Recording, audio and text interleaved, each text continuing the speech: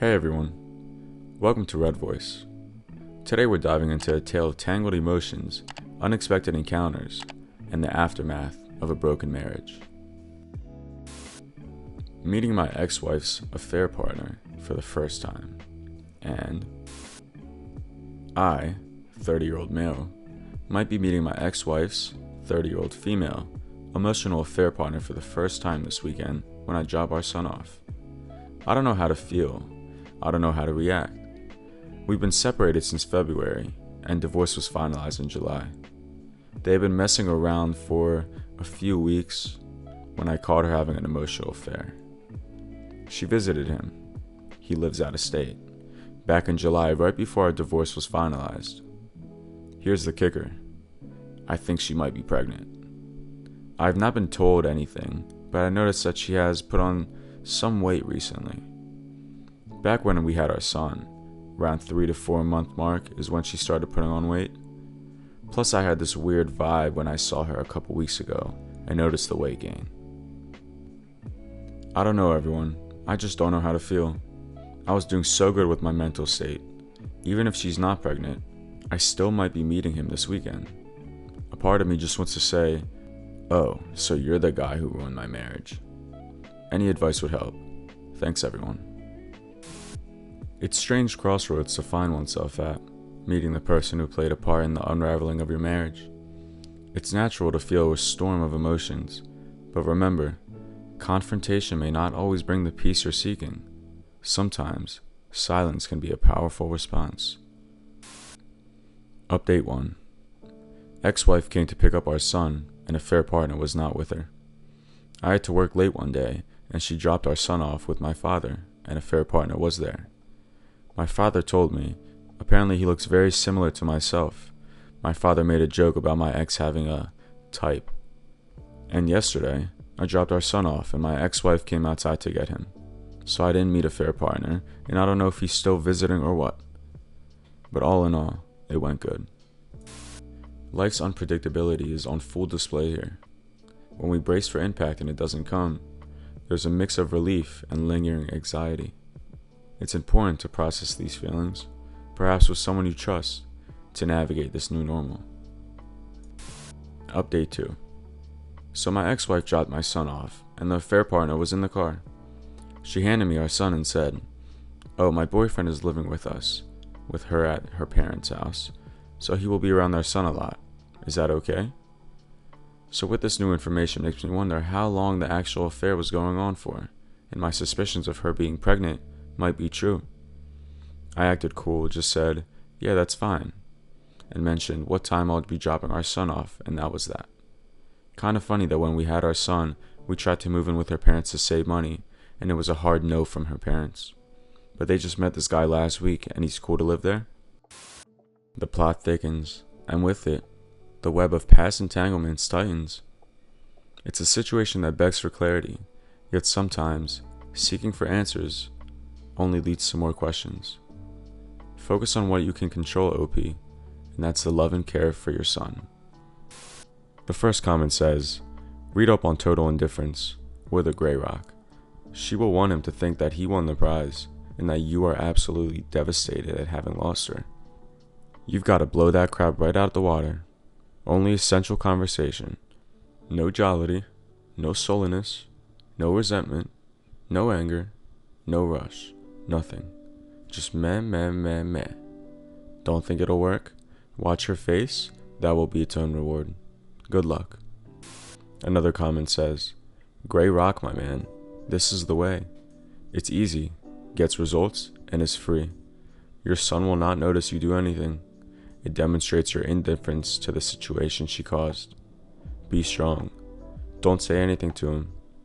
You would just be acknowledging that they still hold power over you. In the end, it's the quiet strength of our OP that resonates. In the face of confusion and potential heartache, he chooses the high road of indifference. It's a powerful stance, one that says more about his character than any words ever could.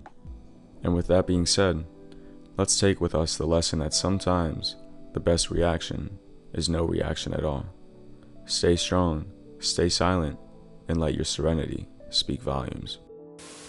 Next up, we have a story that delves deep into the raw emotions of love and loss. Join us as we navigate through the tumultuous seas of emotions and try to make sense of a world turned upside down. My wife of 7 years, mother of my children, only woman I've ever been with, cheated on me. I feel like a loved one died. I found out early Saturday morning.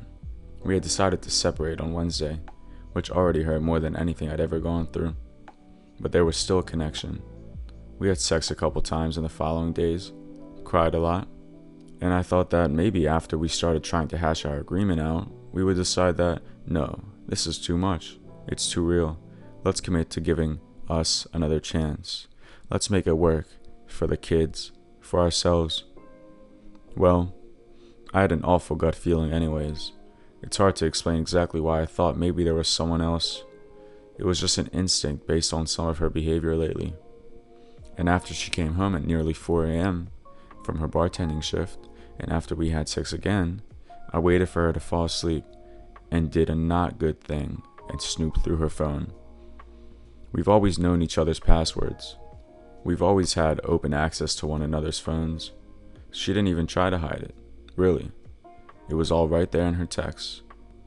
A dad from the place our kids take gymnastic classes at, whose son loves to play monster trucks with our son. They started doing playdates for the kids while I'm at work and developed a connection. He has his own business and is already divorced or never got married. I don't know. But he doesn't always have his kid, so some nights he'd go visit her while she was working at the bar. One night, he stayed super late, I guess. They drank together, got drunk, and did their thing. Thinking about her with someone else hurts so much. She's the only woman I've ever been with. She actually came on to me over the weekend, and I felt so lonely that I caved to the impulse, and we had sex, which I regret, honestly, and I couldn't stop thinking about her being with him the entire time. I had to stop in the middle. That's when I told her I knew. Last night I was playing with my kids while she was at work, and my son was using a playphone and said, "Ring ring, hello? Who is it? Oh, it's the guy." That effing sucked. That was a savage little man. Absolute savage. I can tell they had a real emotional connection, and that made it so much worse. She went and found someone else instead of trying to reconnect with me. Someone who had time to be with her, while I was working or with our children. Our marriage has always been rocky, and her grievances she listed on Wednesday when we had talked about separating before I found out about the cheating are legitimate. I even had my own grievances that had me thinking along the same lines as her. Can I do this anymore? Should we just end it? But no, we set oaths and did the whole marriage thing, and I was committed to figuring us out. There were so many good times, so much history, so many amazing memories and stories. We just barely ever had an actual time to be together lately, and when we did, we didn't spend it with each other, which was stupid. But to me, it felt like a phase. We are so hard on money right now, so she picked up a job bartending and was doing Uber delivery at nights after I worked my day job. So I wake up, go to work, she does the kid things all day, then I get home, and she either leaves or is already gone. My sister is watching them if she's gone. And I do kid things and chores at night, and often get them to bed long before she's home. And on nights she's bartending, I go to sleep well before she gets back. On those days, we only see each other for a couple of minutes in the morning, but it's just temporary, I thought. We were only doing this horrible schedule for long enough to get back on track, to figure something else out. We were just doing what we had to do to fix our money for the kids. It never felt like we weren't a couple. I never felt like she didn't love me, and I never meant to make her feel like I didn't love her. I just wish she had talked to me more. I wish she told me how upset she really was so we could work on it. I don't feel like they were abnormal, uncommon things that tons of other married couples don't have to work through at some point. There's still love from both sides. She's been a complete mess. I've been a complete mess. She was drunk and regrets it so much, allegedly at least, but I can't look at her the same. I wish she had just come to me and told me how low she was feeling about our marriage. She wishes she could take it back, but we both know she can't. I hurt so much. I just feel empty. I feel like a close loved one died. I've never cried so much in my life. She's the only woman I've ever had an adult relationship with at 30 years old. I've never gone through a breakup before. I feel like a complete mess and want the pain to go away. Love can be both beautiful and brutal, a source of joy and pain.